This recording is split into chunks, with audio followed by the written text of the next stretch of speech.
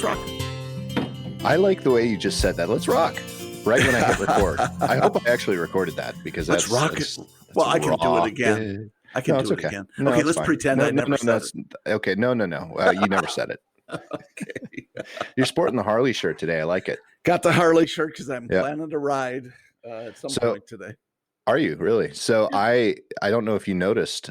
You probably don't spend a lot of time in our merch store, but after our conversation in the last couple of episodes, Yep. I went up there, and so the really cool thing about our merch store is it's not just our stuff. I mean, you can order PoddiMouths logoed T-shirts and sweatshirts and things like that, Which I've done.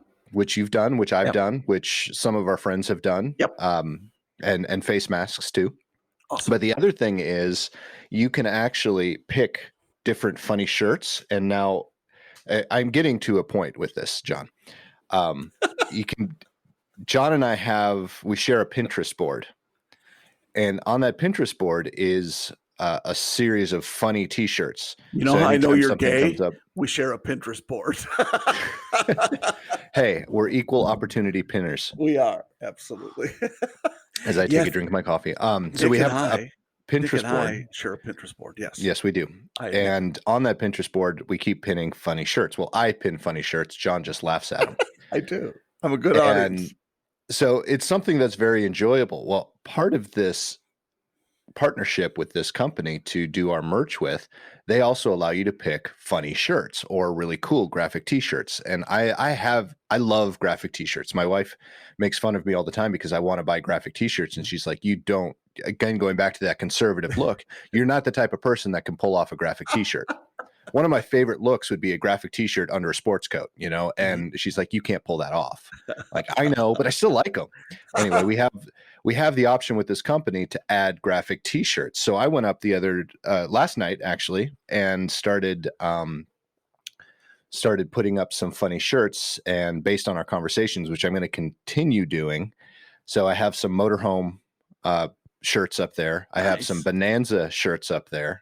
Nice. V-tail Bonanzas. I've got some Cessna T-shirts and Sasquatch, which we haven't talked about Sasquatch, but I just thought it was really funny, and some COVID-19 T-shirts. So Awesome. there's a good selection if you like graphic T-shirts and you want to go and buy them, or graphic sweatshirts or purses or whatever you want to Purses. buy. Yeah, Yes. purses. They have purses in there too. We call We them have female listeners. I don't know if you know this. I'm talking about for men, there would be merces. That'd be merces. Yeah, Yeah, that's correct. that's merciful right there. Yes, it is. So that's awesome. I like the graphic tee idea. But I am just jingling in my head about the masks, the face masks. Uh-huh. And I got to tell you, I think probably one of the best face masks on the planet is one that says PoddiMouths over it. Oh, I love that. Yeah. Yeah, and those are available. Yeah. Along with, I did do some masks with the Darth Vader Oh, cool. bottom half of the helmet. Like it. Oh, yeah. So I'm Like it. miming that and that's what I just hit the microphone. And then a few others that were really funny, like was it? Man, it was someone's lower half of their face. Oh, Guy Fieri. It was the lower half of Guy Fieri's face. Yeah. Yeah, And, well, I I've thought that was seen one pretty funny. with Tiger King as the bottom of the Mhm. face. I'm like, wow. Yep. Really? So those are That's- all up there in our merch store, and you get to our merch store by going to our website, poddimouths.com. Head Yep. up to the tab that says merch store, and please buy away. Yeah, I'm getting the PoddiMouths mask. I just talked myself into it. Now, Nice. let me just say this because I know you're excited about the company that we partner with on the merch store. I got a disclaimer email today. I did too. Yeah. And I'm not a big fan of those. I mean, look, if the standard delivery is 10 to 20 days, I don't know who puts that standard out these days. That's kind of a cop-out, if you ask me. However, if that's the standard, why do you have to send an email to apologize that it's taken so long? Right. Because that's kind of what it and was. I think so. That leads me to the conversation I had in mind I wanted to talk to you about today, not that I planned for anything, but there's something that's always, we don't plan, but we have things that are at the tip of our tongue when we start talking. True that. But I got that email today too. What I think it really is the front half not talking to the back half kind of thing. Yeah, probably. Everyone suffers that with that in every business. But what I think it is probably someone on the sales team put together that 10 to 20 day shipping cycle and might have done it because of COVID. And keep in mind, everybody, these are one-offs. So every time you order a shirt, they are printing one shirt. Yeah, They're that's not right. printing 20 shirts and then shipping them all out. That's right. They actually have to print the shirt or the sweatshirt or whatever you choose, then they ship it out. Yeah, they're So not in stock, and that's the beauty of, smaller entities right, engaging in that, because you don't have to have a shelf of 50 t-shirts exactly. to do an order. But it will take longer. At least they're not coming from China. They made it a very prominent point that they are a United States-based company. I do like that. I do like that as well. Yeah. But anyway, so I have a feeling that someone set that up, and then the marketing team right behind them is sending out these emails because it's taking so long because of COVID. Exactly. So I think it's probably, they're just, even if it's a small company, they're not talking to each other. And what I meant by that item I wanted to talk to you about is I've been working with my wife. I told you on a project. I still can't announce it because it hasn't been confirmed yet. But we've been on Pinterest. We share a Pinterest board. Going back to why I was talking about Pinterest earlier and why I was on Pinterest today. We share a Pinterest board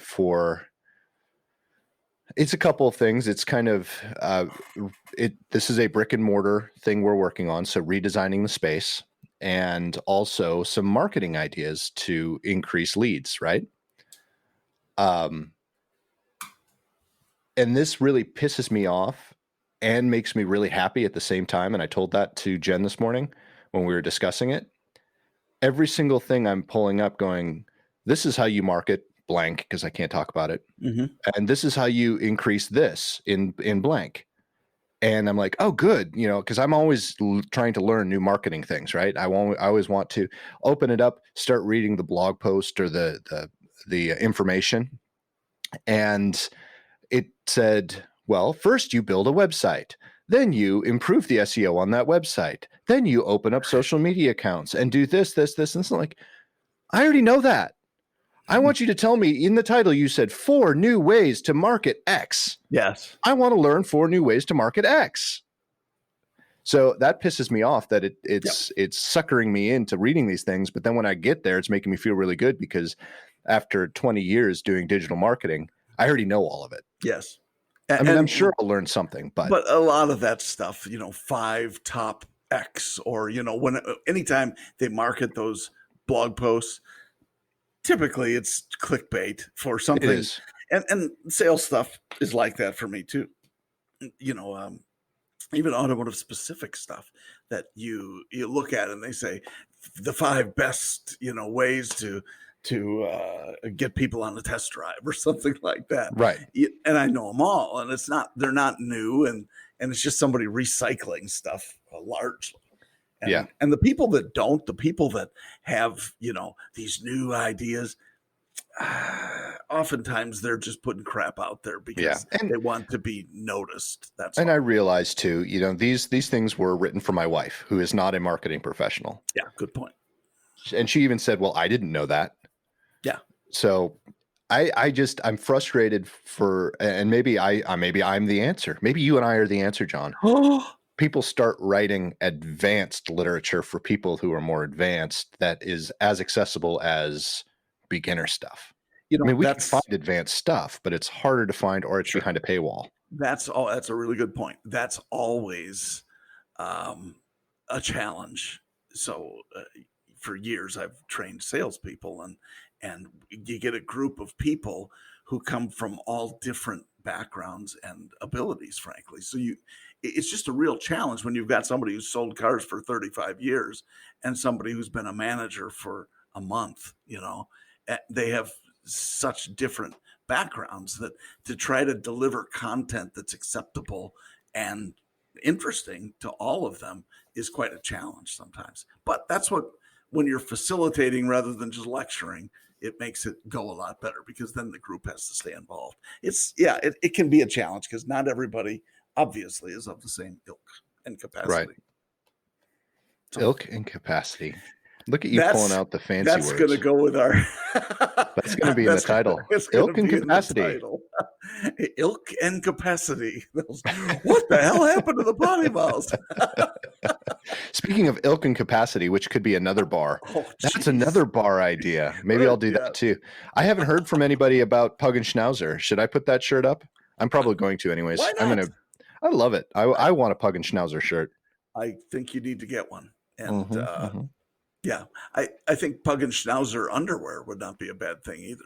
They don't offer underwear. I was kind of disappointed in that too. There were some other companies that had underwear, but they were just, it was harder to set up. I saw a pair of boxers today on, I think, Facebook marketing, and it had a rooster on the fly. Nice. And it says, "Stop staring at my cock."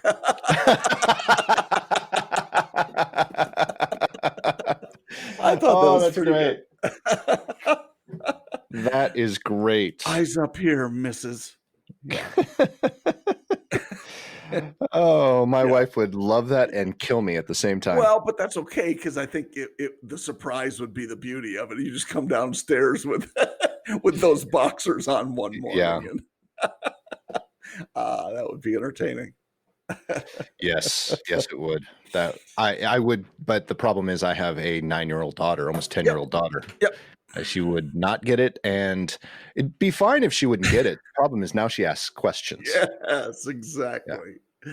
Oh, I remember those days. Yeah.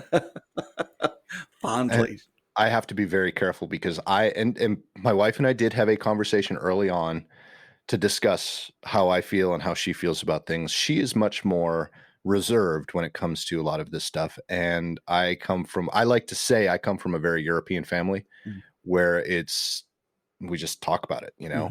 It's the fact that we come from a European family, and we also come from a medical family. You know, we've got a lot of medicine in the family. You know what? I would say that's even more of an influencer, your medical background. Any nurses I know or doctors I know, they just throw it down because there's no time for being mealy mouthed about any of that stuff. And I mean, we're both Europeans, and well, from European backgrounds at least. Yeah, I'm not going to go with the European American, just FYI. Not me either.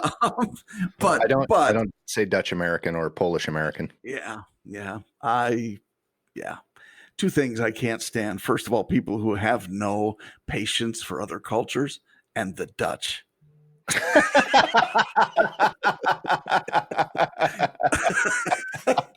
That's good. I like that. Oh crap! What's the movie? Candace, we need you for the movie. I don't even know what that's from. It's Austin Powers. Oh, is it? Yeah, I think it was Fat Bastard, that character in the last one. Yeah, two things I can't stand: people who have no tolerance for other cultures, and the Dutch. It was a great line. Oh my gosh. That's hilarious. It wasn't as good on PoddiMouths, but it was sure good in Austin Powers. I thought it was pretty good. I was laughing. Hey, I like when you laugh, because then it tells me you're laughing for effect, or it really impacted you with a chuckle, a chortle. Why can't it be both? I guess it can be. You're pulling out the big words, chortle. No. Not a guffaw. It's a chortle. There's a difference. There is a difference.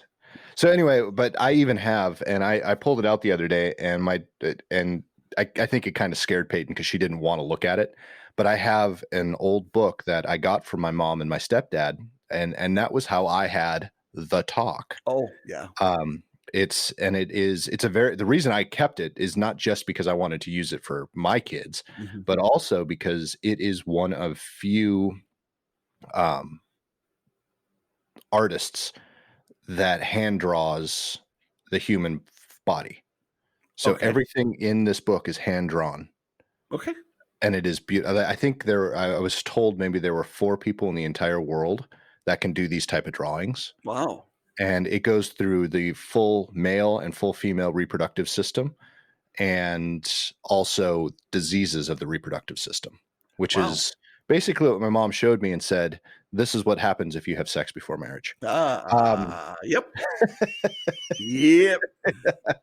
Parental truth stretching. Exactly. Can't say it. Exactly. Mom, how does elephantitis of the testicles? How do you get that from getting married or not getting married first? Okay, here's what you need to do on your to-do list. You need to watch the movie Johnny Dangerously. If you haven't seen it. seen, No, I've seen it. Gosh, well, you gotta maybe remind yourself of it, because there is a segment called where Johnny is trying to get his brother Mhm. to not have sex with this girl, because all he wanted to do, he says, Johnny, if I don't get laid, I'm gonna explode. And Johnny, Michael Keaton, does the okay, kid, let me show you something. And he sits him down and he makes him watch this movie called Your Testicles and You. And it starts out and it goes, here at the Atlanta Genital Institute. Jeez. And then it shows, it's very funny. You got to see it. I'm sure it's on YouTube. One of the streaming services. Yeah, for sure. But oh my goodness. That reminds me of Couples Retreat, when they're talking about, because, you know, the couple that was trying to get everyone to the island, one of them, who is one of our favorite actors, whose name just left out of my head.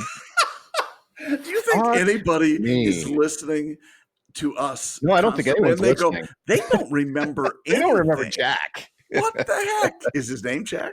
No. Oh, okay. It's the same guy from the Ozarks, Jason Bateman. Oh, Bateman, yeah. Yeah, Jason Bateman talks about having ball cancer, and you know that, but they're very prim and proper on how it's Jason Bateman and Kristen, Dax's wife. You know, Anna from Frozen. Oh, okay, gotcha. You know who I'm talking about, right? The blonde. Sure. Okay. Anyway. Yes. Yeah. So they launch into a talk about that and about testicular cancer and stuff like that. It was very, very funny. It reminded me of that. Speaking of testicular cancer, has nothing to do with that at all. Oh my gosh. Okay. Last night I went down the YouTube rabbit hole, and Josh Gad, speaking of Anna from Frozen, Josh Gad is the gentleman who plays Olaf, the snowman. He has a YouTube show, and I don't remember the name right now, but basically he pulls up old movies and he does a reuniting. I'm trying to get the name because it's something like reuniting, but he brings back the cast of these movies, right? Last night, the one I watched was the Ferris Bueller's Day Off reunion. Yeah. And it was so good. I enjoyed it so much. It got a little slow in the middle, but you know, he brought Matthew Broderick back, Alan Ruck, Mia Sara, all these people back, and even Ben Stein. He brought Ben Stein back, he looks horrible, by the way, but he's 80 years old, probably. Yeah, something like that. And but yeah, so all of them were back, and they would run lines and they talk about different scenes in the movie, talk about the biggest thing, and this is where I'm going with this, is they actually talked about the director, who he's directed a whole bunch of movies, 16 Candles, Breakfast Club, all these 80s teen movies. He did Home Alone. A very, very famous director who's no longer with us. So he did a little thing at the end where he was pulling up all of John Hughes, by the way, if I didn't say the name. John Hughes is the director. And Kristen Bell is Dax's wife. Thank you, Kristen Bell. Welcome. John Hughes, all these movies. So at the end, he did a montage of all these different movies, and he would do little speeches or monologues from all these different movies and start playing it. And then boom, the actor would show up. Now, the present actor, to finish the line. Chevy Chase even showed up because he did not Christmas Vacation, but he did the First Vacation. National Lampoon's. And so yeah, it was Caddyshack would have been. But I don't think he did Caddyshack. He didn't, John Hughes. No. Right. But so it was really good, and there were, a lot of actors, and that Mr. Mom, he did Mr. Mom. So that's what made me think of that. Michael Keaton. Michael Keaton. Yeah. And so Michael Keaton showed up to do a line for Mr. Mom. It was just really good. I would highly recommend it. Look it up. Josh Gad's. I'll look up the name. But it was very entertaining.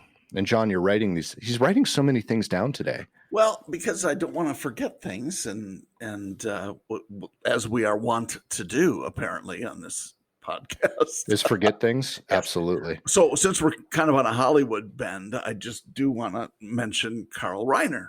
Oh yeah, that's hold up before you say any sad thing. It's reunited apart with Josh Gad. Oh, good, awesome. Okay, go on. Carl Reiner, very sad. Well, sad and not sad. I mean, he was 94 years old. 98. 98 was he? 98. Okay. So he's lived a full, and my gosh, has been involved in so many things that it's just incredible. But if you remember, like I do, and you don't, you've maybe seen it in syndication, but the Dick Van Dyke Show. I loved Dick Van Dyke when I was growing up. It was such a well done show, and he was on it from time to time. And it was just a fun, some weirdness when you go back and watch it now. But the twin beds and and the 50s and 60s sort of stereotypes for a reason, because that was actually how a lot of people interacted. But anyway, just a cool guy and very talented. Yeah, very talented. And now let's talk about the 50s bed though, because that was in the 50s. I would assume that's fairly scandalous, because before that, if you go years before that, husbands and wives, unless they were poor, husbands and wives would have their own bedrooms. Really? Separate bedrooms? They would have separate. Well, I mean, you look at the easiest example is you look at kings and queens. They never slept in the same bed. They had their own chambers. Well, that's because the king probably had concubines. Probably. But even that, even if you go back, I'm a big history buff when it comes to tycoons or oil magnates or railroad, and you go tour some of those old mansions, and you'll walk in and they'll say, this was so-and-so's room and this was his wife's room. They're connected, but they're separate rooms. And then they would have maybe a sitting room in between or something like that. That was very, very common. And then going into the 40s and 50s, everyone had the twin beds that they could push together. But they didn't, not on TV at least. Right. But then as we go on in life, it's really ironic, I think. If my wife had her way, we would probably sleep in separate bedrooms. But I know a lot of people that actually do. They have their room and they're fine. It's not that they don't love each other or they don't want to sleep together. It's the fact that they sleep better if they have their own space. Yeah. Yep. So it has nothing to do with love or being mad at somebody, but there are a number of people. My parents did it. My mom would start in the bed with my stepdad. Yep. And then in the middle of the night, she'd go and sleep in her room. They stopped calling it the spare room and called it her room because, it was just, they slept better because my stepdad snored or my mom kicked or whatever, So I think it's interesting how we have, I guess all of that to say is I think there's some sort of stigma when it comes to people and their bedrooms. How do you mean? I'm listening. Kelsey Grammer. Yes. The best way I can describe, I'm going to use myself and my wife as the example. Okay. We have a king size bed that works for us because it's big enough. When we have to go down to a smaller bed, sometimes we really do think about if we go to a hotel. Yes. And we very rarely, even if it's just she and I, very rarely will we get a king size bed in the bedroom. We'll get two beds.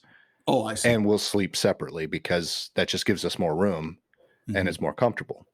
Again, it's not because we're not cuddlers. Let's put it that way. Sure. Understood. Because I overheat way too easy and she's always bundled up because she is always cold. Right.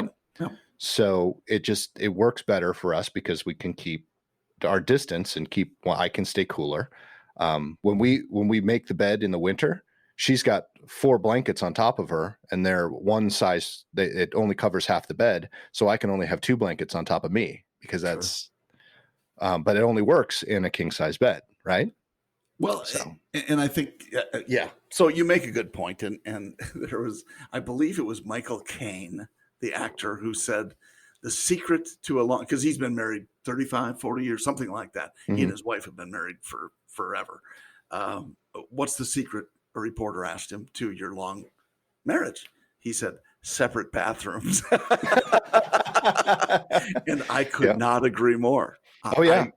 We will never be in a place, if I have anything to say about it, that has just one bathroom. So that's that would be one concern I would have about RVing. Yeah. With just the one bathroom. Yeah. How long are you going to be in there? That sort of. Yeah. And, oh, honey, don't worry.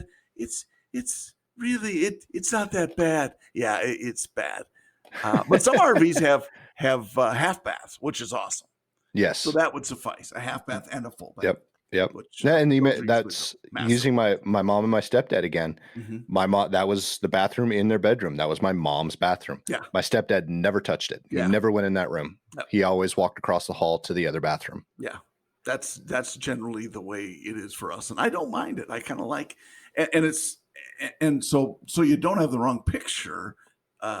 It's not, my bathroom is not a mess. It's clean and it stays that way. And if, it's not perfect for sure, but it's not, there's not, crap on the floor and And it's not a man's bathroom. No, I mean, it's maybe, the shower curtain and things like that are probably a little more not masculine, but there certainly aren't any flowers on it. Right.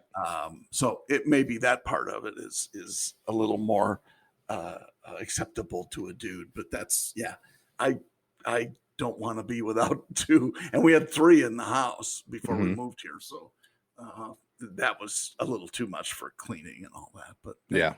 So 2 is good. I'm in. Thank you, Michael Caine. But, Carl Reiner, old Dick Van Dyke, that will be, to me, a tragedy. He's lived a very long life, but it'll be a tragedy for me when Dick Van Dyke actually also goes. In his 90s, I believe. Also in his 90s. Yeah. Still going strong, though. He was in the newest Mary Poppins. Mary Poppins, yeah. Yeah, he reprised the banker role. Oh, did he? He did a fantastic. He got up on the desk and danced. Gosh, at 90 some years old. Yeah, that's pretty impressive. Yeah, that was. And he's been that way, that energetic for a long time. Yes, he has. And I would highly recommend anyone, if you have not seen the new Mary Poppins, if you only watch it for that one scene, just to see that man dance on the desk. I've actually, and I haven't seen it, I've heard that is a very good movie. It is. In fact, our friend Amy actually told me that. Really? Yeah, she was, as I recall, she was the first one I knew that had seen it. 94 years old is Dick Van Dyke. Wow. Yeah. Just so when incredible. I quoted 94, it was Dick Van Dyke, not Carl. Carl was 4 years older. Yep. Anyway, very cool. And the Dick Van Dyke Show is also a good one if you're feeling nostalgic to catch up on, especially the black and white ones. It's just so 1960s. It's pretty cool. Look up Mary Tyler Moore. How old is Mary Tyler Moore? I will look up how old Mary Tyler Moore. She is. What are your guesses? I'm thinking she's in her 80s. She is 80 on the nose. Wow, look at me. So she was 14 years younger than Dick Van Dyke. And she was just a kid during that show. Yeah. When they started filming. Yep. I love Mary Tyler Moore. But then again, I grew up with that iconic Mary Tyler Moore statue in Minneapolis. Hopefully they won't tear that one down. Oh, you are a funny man. That was well delivered. Thank you. You shouldn't have laughed, though. We should have just seen how many people would have caught on to that. Anyway. Well, I think all of them. Why not? But for those of you who don't know, in the courtyard of the IDS building, which is downtown Minneapolis, and the IDS was one of the first true skyscrapers in Minneapolis. And I've got a story about the IDS building in just a second. Okay.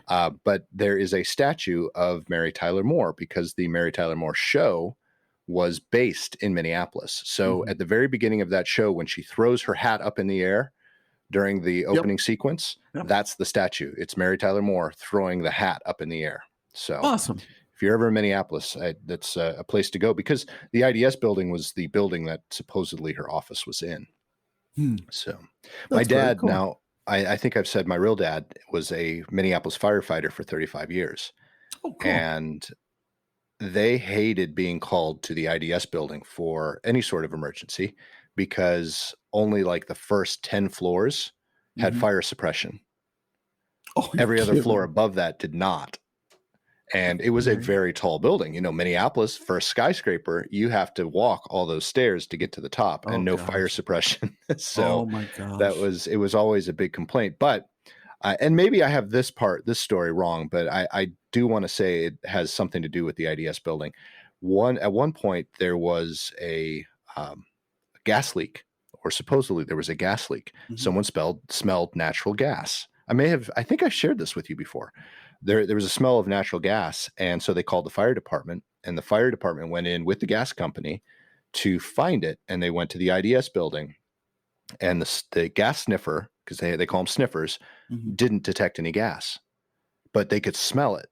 So they started, and it became a bigger and bigger emergency, so more and more firefighters came, and they started cording off and evacuating more and more buildings downtown Minneapolis. And they kept bringing in different new machines, new sniffers to try to find the gas leak. They couldn't find it. And then finally, after all of this to do, after several hours and all these people evacuated, someone admitted, because there's a University of Minnesota lab in the IDS building, or in one of the buildings. I'm going to say IDS for the story. The IDS building in the basement. Someone in that lab, a student, was playing with a vial of the smell additive that they put in natural gas. Wow. And it had fallen in a sink and broken. Come on. Yeah. Jeez. Yes. So there was no gas leak. It was just that additive. And I don't know how many people know, but that smell you smell when you smell natural gas is an additive. Added. Yeah. I think that's common knowledge. Because there is natural gas has no smell to it on its own. So that's why they put it in, so you could tell when it was leaking. Exactly. And just as an aside, Mary Tyler Moore is dead. When did she die? 2017. Really? You know what? And it's one of those actor things where you don't remember. And I was ready to call out Wikipedia for having, the wrong dates and things like that, but they were correct, actually. That she was 11 years younger than Dick Van Dyke when they started the Dick Van Dyke Show. I want to say I remember hearing that she died, but I don't. Interesting. Yeah. Well, you should know because Minneapolis. I'm just saying. Right. Because Minneapolis died? You're a Minneapolis boy. Oh. Well, no, but Seattle may have. Wow. Yeah. Interesting. Yeah. So anyway, she was 11 years Dick Van Dyke's junior when she started 24 years old, which is really young. And you could see, as she's doing that, he was, more of an accomplished actor at the time, probably. Right. Not probably. Yeah, she was just a baby. She born in Brooklyn, New York, died in Connecticut of cardiopulmonary arrest. Saw that. In other words, she had a heart attack. Yep. And she lived to be 80. So anyway, lived to be 80. Yep.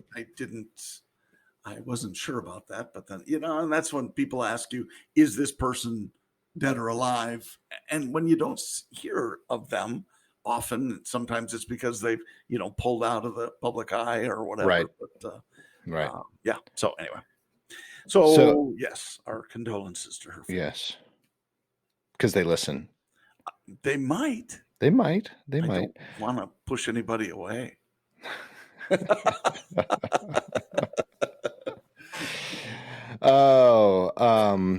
What else you got? Come on. What else is on your so-called mind? Well, there's usually nothing on my mind. I don't. Or no, wait. There's a lot on my mind. There's nothing in my mind. That's the difference. Yep. How about another actress that would be a tragedy when she actually passes? Hopefully, she never will, but it's probably sooner than later. Is Carol Burnett? Oh, a wonderful treasure. Yeah. Why do you say hopefully she never will? I really don't know of many who have made it off this planet without dying. You know, there's a very big existential question there, John. Okay, bring it. Maybe we should wait till the next episode. Oh, do you think? Would that be? We'll do it in. I'm going to burn incense then if you're going to get existential. Existential. Yeah. Not eggs. Existential. I love eggs. I'll have deviled eggs and incense. I was gonna have eggs this morning, but there were only 2 left, and I know my wife loves eggs, so I left them for her. How nice are you? Yeah. So I had cereal instead. You had cereal? What kind of cereal? Granola. Oh. Ancient grains with some blackberries and some almond milk. Yeah, it was very good. You added blackberries? Yes, I added blackberries. You know what I dislike about raspberries and blackberries? The dang seeds. Okay. They don't bother me. Oh my gosh. In your teeth and then It's interesting. Have we talked about my dislike of eating coconut?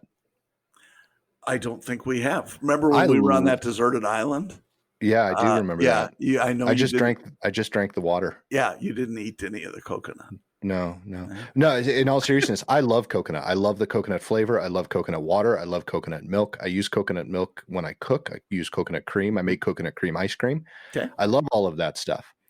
I hate the pulp so much that if there's a coconut cake that uses the flakes, won't eat it. How about pulp and orange juice? Don't mind it.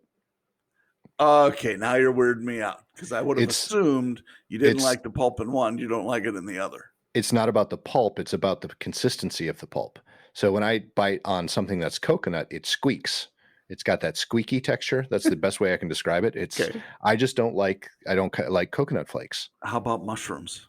Don't bother me whatsoever. They squeak sometimes. That's different type of squeaking. So maybe a better way is it's almost like putting wax paper in your mouth is how coconut flakes feel to me. Okay. Have you done that with wax paper? Not on purpose. Oh. Yeah. All right. But yeah, it's just I just don't like the texture. I just don't like the texture. What other foods are there that you don't care for texturally? I can't think of any right now, to be just honest. Coconut? How about you? How about I have very little problem stuffing anything in my face. So except for blackberries and raspberries. I love them. Don't misunderstand. I just don't like the seeds. That's what I'm saying. No. I love coconut. I just don't like the texture of the coconut meat.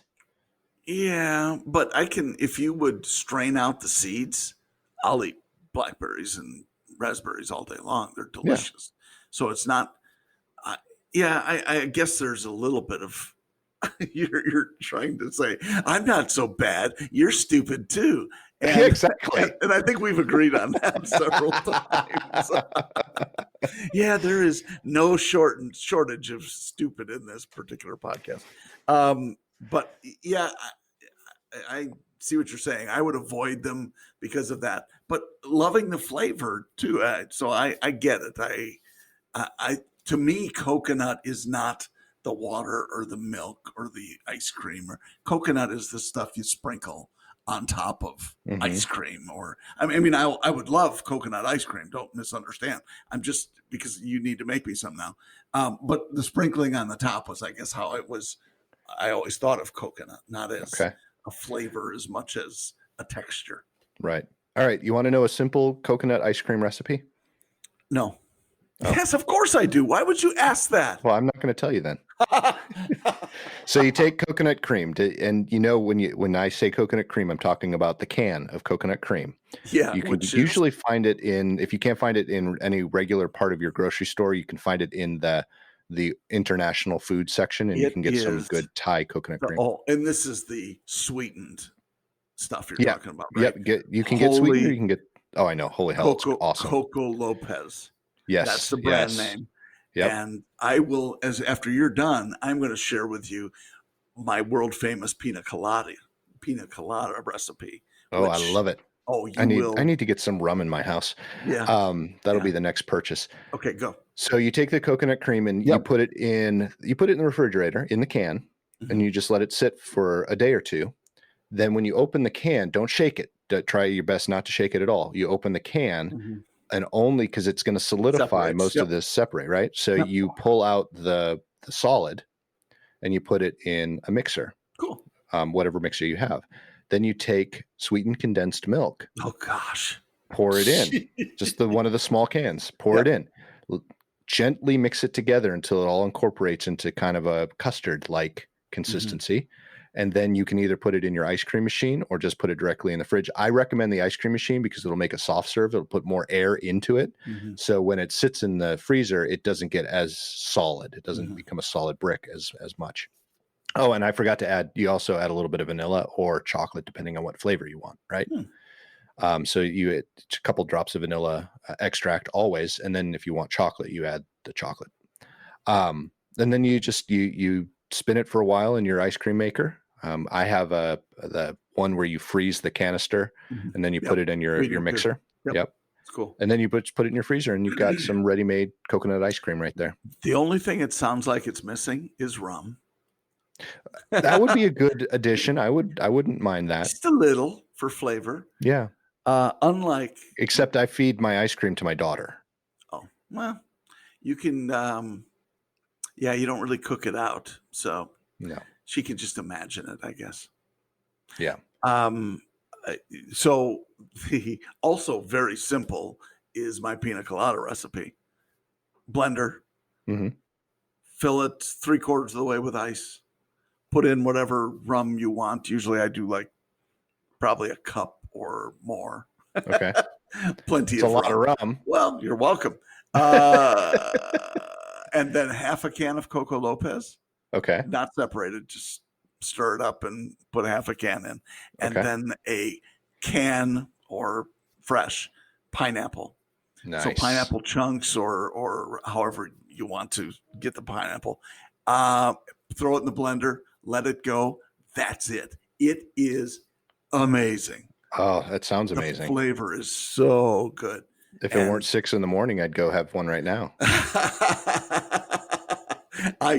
You actually look like you've already had a couple.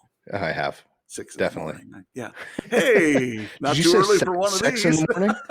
6 in the morning. Well, if you served her pina coladas, you might have a shot at it. That's true. Hey, honey, good morning. Where's my coffee?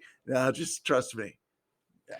Well, I do. Why are you wearing a rooster pair of underwear? Stop staring at my cock. I actually, a while ago, there's this, and I think it's called Red Eye, and it is a bourbon that's made with Arabica coffee. Oh, it's a bourbon with coffee flavor. Yeah.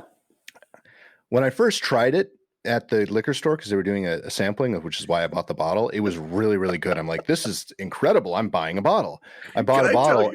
Yeah. I'm sorry. I just have to interject. Can I tell you how many products you and I could say when I first tried it at the liquor store? That could even be the rooster underwear. When I first tried on the rooster underwear at the liquor store. No one would stop staring at my cock. Oh, here's another one my mom can't listen to. Right, exactly. Or my wife. I should really say, or my daughter. Yes, you should. Anyway, so I tried it, and it is really, really good. But it never had that same allure sitting in the cabinet. I'll maybe pour myself a glass over the rocks, and just like, eh. And so the other day, it was over the weekend, and I was like, I want some coffee, but it's later in the day, so I'm probably going to do decaf.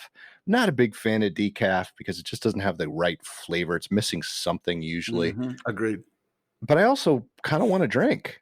You know what? I'm going to try So I grabbed the bottle, put a shot in my coffee cup, filled it up with decaf coffee, Yeah. and lo and behold, it was one of the best coffees I've ever had. Really? Yeah. So it's made with It's made with coffee. So with you coffee. drink it, you've got the depressant of the alcohol and the stimulant of the coffee. Oh my gosh. Well, alcohol stimulates initially, and Right. then it turns into a depressant. But that's Yep. very interesting. Yeah. So that is, I've never heard of coffee flavored bourbon. Well, when you come to visit, Well, let me know so we can clean the house. But when you come to visit, I'll give you some. I Or will. if we see each other request that. somewhere near, I will bring the bottle with me. When I tried it at the liquor store, it was a lot better. So have you ever had Nespresso? Yes, I have. Okay. Trying to think where, but I have. We have the machine. Okay. And the reason is we were in Scottsdale, Arizona, and they had, before COVID, they had a Nespresso store in their high-end mall, with the name of which escapes me right now, but I'll probably think of it. Maybe not. Doesn't matter. But Scottsdale. So it's very high end. They have a Tesla store in there and things like that. So we went into the Nespresso store and they were serving up samples, and I thought, we should try. And I don't know what it was. If it's just the where you are, and the fact that they have these wonderful glass mugs that you drink out of. Ooh, they make it fresh right away. So we bought the machine, and we bought spent $200 probably, a milk foamer, and yeah, it's never as good No. as it was that first day. Right. It's okay. It's just not. If So every night I grind the coffee and put the water in. So it's press button, wake up, shut off the light above the stove, press the button on the coffee maker. And that's my morning Yeah. to start. and yeah, it's, if for some reason I forget to do that, or we forget to do that, we'll have, Nespresso, especially if we got to zip out first thing in the morning. And it's okay. But it's not as good as our locally roasted coffee. Yeah. It's just So, my opinion. Yeah, I agree. And, Jen, so funny story. We've had 1, 2, 3, 4. We've had 6 or 7 Keurig machines. Oh, wow. And since we've been together, I think we've had 2. So yeah, I'm with you. we've only ever paid for 2 of them, and one of them was a gift for somebody. Wow. Because Jen used to be one of those sample people for the Keurig machines. And what they do is they send you a Keurig machine and a whole bunch of stuff. Then they tell you where to go. You sample it, and then when you're done, you get to keep the machine. Wow. So she did it like 3 or 4 or 5 times. So we got to keep each one of those machines. And then so when my mom passed away, I inherited her. She had a single serving. Mm-hmm. So I inherited that. And then I think we got one. No, we got 2 from my mom. We got a full size one and then the single serving. Mm-hmm. And so we've accumulated all of them. But then my mother-in-law liked the single serving so much, we bought her one. And then most recently, all of the other machines, because this was several years ago, all the other machines eventually died. Okay. So we ended up buying one, which is the one we currently use. I do have a single serve here in my office, though. It's my mom's old. You can see it right behind my head. Oh, right that's there. cool. Oh, up on top. Yeah. Yep. Cool. So, and that one still works too. Yeah. Awesome. Yeah. It's the convenience factor is pretty cool. Especially with a single serve, on a lot of the hotels we stay in, we'll have Keurigs or higher end ones, the Nespresso. Right. But anyway, yeah, it's okay. But I prefer the. So a friend of mine actually is a coffee roaster, and he owns a very small company here locally. And I actually went to his house during COVID to pick up some coffee from him. He's roasting it in this room off the side of his house. And oh my gosh, you can't. He had just roasted the coffee that I was picking up. He said, don't drink it right away. You need to give it a couple of days after roasting, apparently. Yeah. But they talk, fresh roasted and all of that. Yeah. 2 or 3 days after he's done roasting, it is incredible. It is so delicious. And, he obviously has good beans and everything too. But wow. I could stand in that roasting room for quite a while. This is nice. Yep. It's like walking into a barrel room where they distill bourbon. Yep. You can just stand there and go, I don't need to drink it. I just sit here and oh my gosh, let it seep into my pores. And I need to do that the next time. Yes, the old fashioned way. I need to do that the next time we get through Tennessee. You should come down to the Jack Daniels. I'm a Squire, so I can. There's a secret room inside of Jack Daniels that only Squires are allowed to go visit. What is a Squire? So it started out as kind of a joke. Well, not really. Yeah, it's kind of a joke. So you have to be nominated by someone who is a Squire to become a Tennessee Squire. And what that means is you basically get 1 inch. They assign 1 inch of the Jack Daniels property to you. So it's a lot. So I have 1 inch. I have 1 inch of the Jack Daniels property, but then they send you letters and stuff like this. And the nomination process, you have to write a big long letter talking about how this person deserves to be a Squire. You get let in, and you get little things. You get letters once in a while. You get calendars every year. They talk about the property, and they're really fun stories. Like they make up something like, we saw this wild pack of boars running through your property the other day, my square inch of property. Yes. Or even it might be a square foot. I don't remember if it's a foot or a square, but either way, they're running through your property. That's pretty funny. Yeah, it is really, really neat. But you can go in and you can get Squires. Like I have Squire shot glasses and things like that. And you go into this room, and it's a curated museum room, basically. Mm-hmm. And you'll be amazed at who actually were Squires. Like the astronauts, famous astronauts that are That's Squires awesome. and presidents and things like that. So it's really neat. Definitely do that. Let's put that on our to-do list the next time. All right. Get together down there. That would be awesome. So John and I are planning this. You should start planning your own vacation. You can start by planning which podcast you're going to listen to while you're driving out.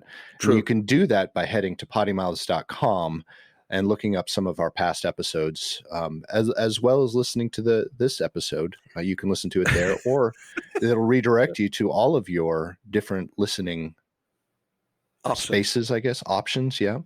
But after you're done listening, or if you're a Squire, I'd love to hear if other people out there are Squires. That'd be a good idea. Leave it in the comments or head to our social media outlets, I guess, or pages, and maybe post a picture of your Squire shot glasses. That would be cool. I'll do that. Sure. And maybe we should create PoddiMouth Squires or something like that. Potty Squires. Wow. Squire mouths. Wow. No, I'm leaving it alone. Let your mind wander. There you go. Potty dusting with the Potty Squire, Squire mouths, whatever.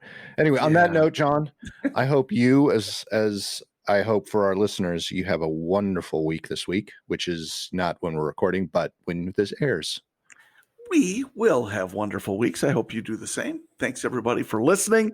Please do not tell anyone that they should listen to this podcast. We're trying to keep it a secret. Yes, we are, because we are marketing professionals. We are. Maybe not, but we're not. But our business cards say that we are. I know. Mine says fireman, digital fireman. Digital fireman. I like that. Oh, that's a good name. And on that note, John, see you later. See ya.